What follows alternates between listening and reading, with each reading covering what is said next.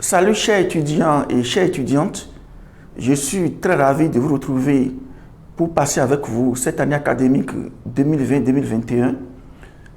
Comme vous le savez, je suis chargé de vous dispenser le cours sur la biostatistique, cette unité d'enseignement qui comporte deux éléments constitutifs, à savoir l'analyse descriptive et l'analyse inférentielle.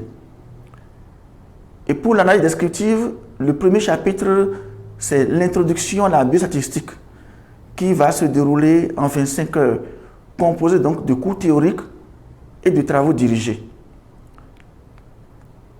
Par rapport aux objectifs d'apprentissage, il faudrait qu'à la fin donc, de l'enseignement, chacun d'entre vous soit en mesure de définir les concepts usuels relatifs à la biostatistique, de décrire les intérêts de la statistique en sciences de la santé, de décrire les différents types de variables à l'aide d'exemples très précis. Vous devez être en mesure aussi de transformer, selon donc les données que vous disposez, des variables qualitatives en variables quantitatives et vice-versa. Et le dernier objectif, c'est d'être en mesure de dépouiller manuellement des données issues d'une enquête. Et pour atteindre ces objectifs, voici le plan de cours que je propose. Nous allons voir les généralités en grand 1. Nous allons essayer ensemble de définir un certain nombre de concepts relatifs donc à la statistique. Nous allons étudier ensemble les variables à travers les définitions, les différents types de variables, c'est-à-dire les variables quantitatives et les variables qualitatives. Nous allons faire donc des exercices d'application pour que vous puissiez vraiment connaître ce qu'on appelle une variable quantitative et une variable qualitative.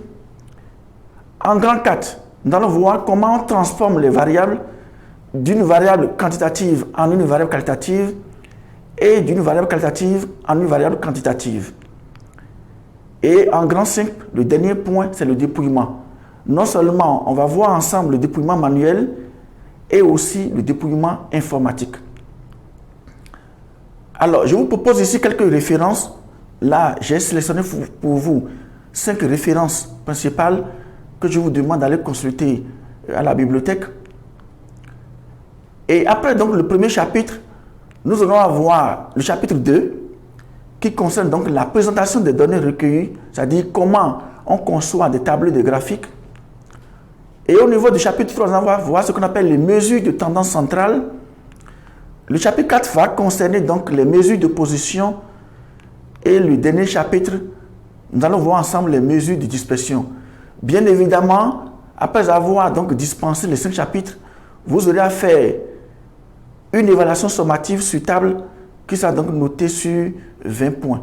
Je vous remercie.